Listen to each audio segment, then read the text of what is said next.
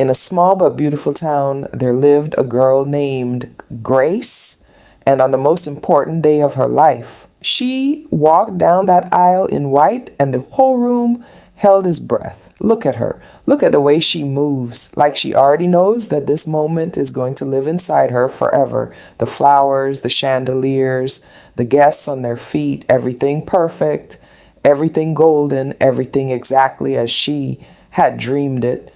And when those rings slid onto their fingers, everybody in that church felt it, not just saw it, felt it.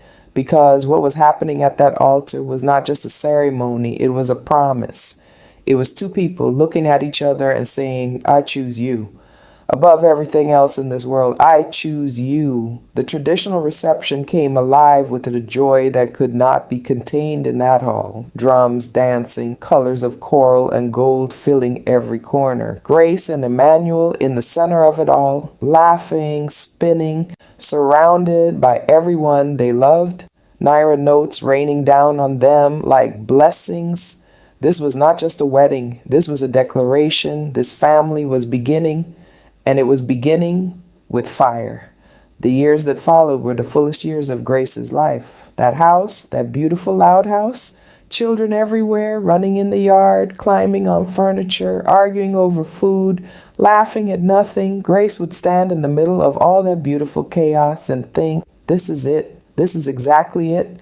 This is what life is supposed to feel like. And then one afternoon, the hospital room was full of a different kind of joy. Grace in that bed, holding the newest one, while every single one of her children crowded that doorway with their eyes wide and their mouths open. Look at their faces, every single one of them, pure wonder, pure love. A brand new life had arrived. And this family just kept growing, just kept choosing to be more, just kept being exactly what Grace had always prayed for. 9 children, 9 heartbeats, 9 different souls, all hers. Chidi, Amara, Tunde, Blessing, Kemi, Eze, Sola, and Kechi, and Dami, the lastborn, the one who completed something.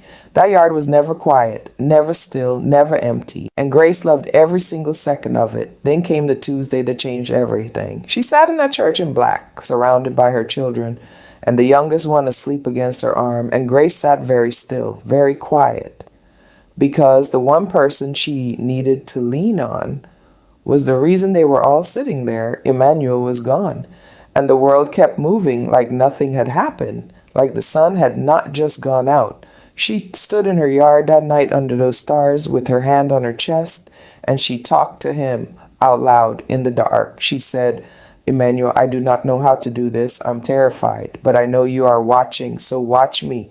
Watch what I do with what you left me. I am not going to fall. I promise you, I am not going to fall. She sat at a kitchen table at midnight. Final notice on the utility bill. Empty wallet. Candle burning low. 9 children sleeping upstairs. And Grace looked at all of it and made the most important decision of her life. She was not going to let this be the end of their story. Whatever it cost her, whatever it took, she would carry this family forward. Alone if she had to, but forward. Always forward. She woke up before the sun the next morning, went to her mirror, and tied her head wrap in the dark. She chose the brightest one she owned, orange and teal and gold, because she had decided something in that kitchen the night before. The world was going to see a woman who was standing, not broken, not begging, standing, and she was going to look the part every single day. She walked out into that yard at night with her lantern and her firewood and her absolute refusal to quit. None of the stars were out. The mist was on the ground. The iron pot was waiting. And Grace carried that wood to the fire like she was carrying her whole future on her back, because she was. Every log she placed, every flame she fed was a step forward, was a promise kept, was Grace being exactly who she had decided to be. She built that fire with her own hands in the dark, logs placed carefully, sparks flying up into the night air, the flame growing from nothing into something real and roaring and unstoppable. And as that fire grew, something in Grace settled, a warrior's calm, a mother's certainty. She knew what she was doing now. She knew the plan, and nothing was going to stop her. The next morning before sunrise, they came one by one, her army, her children, now grown and strong and showing up without being asked. Look at them walking out of the house together, each one carrying something: tomatoes, chicken, rice, firewood, spoons. Moving toward the fire their mother had already started, moving toward her like planets pulled by gravity, because she was their son. She had always been their son. Tunde and his brother took the axes without a word, and they split that firewood with everything they had, two young men who had watched their mother carry things alone for too long, who had made their own quiet promise to her that she would never have to carry it all by herself again. Every log they split was that promise being kept. And Blessing and Kemi and Amara at that outdoor sink, three sisters laughing and working and washing chicken like it was the most natural thing in the world. Because for them, it was. This was their normal. This was what Saturday looked like in their family, loud and busy and full of purpose and full of each other. Then came the chickens, hands reaching into that massive bowl from every direction, children and mother all together working the marinade in, pepper and garlic and ginger and something that has no name but your body recognizes it the moment it hits the air. This was not just cooking, this was communion, this family gathered around a bowl of chicken, pressing love and spice into every piece. This was how they said I love you on a Saturday morning. And then Grace at that grill. Look at her. Look at the length of that grill. Chickens from one end to the other. All of them roasting over real firewood, real flames, and her moving along that grill with her basting brush like she owns every inch of it. Because she does. This grill, this yard, this fire, this life, she built all of it with these hands. After everything she lost, she built all of this. She leaned in close to those chickens, checking them the way only she can check them. By smell, by color, by the sound the fat makes when it hits the flame. 30 years of cooking lives in her hands and her nose and her eyes. And every chicken on that grill was going to be perfect. Not good, not okay, perfect. Because Grace does not do things halfway. She never has, she never will. And then up close, right there, that one perfect roasted chicken on the grill, steam rising from the skin, spices caramelized into a crust the color of mahogany, fat glistening, skin so perfectly done it crackles when you press it.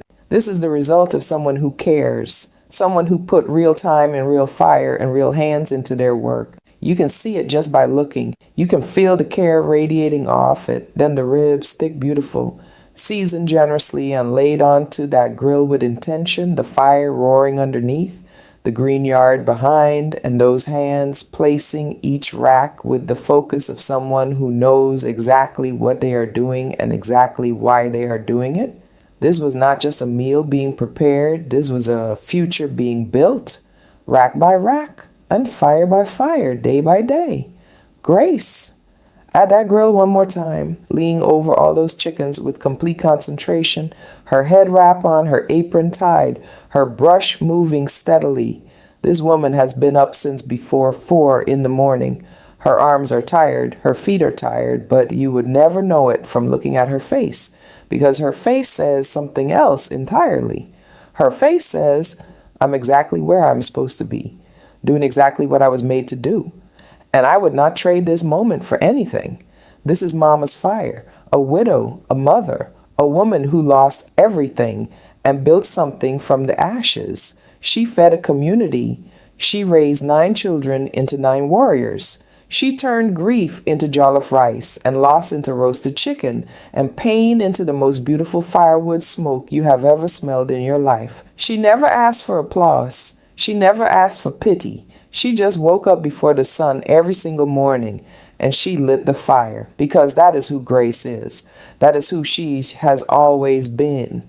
And as long as she has firewood and 9 reasons to keep going, that fire will never go out. This is episode 1 of Mama's Fire. If this story moved you, if this mother reminded you of someone you love, share this video because stories like this one deserve to be heard and women like Grace deserve to be seen.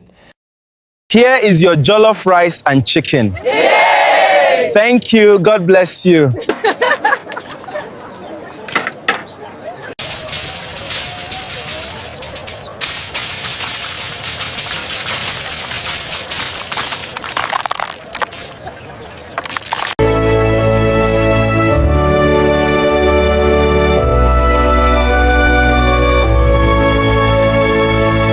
Before you go, I just want to say, Pon, thank you.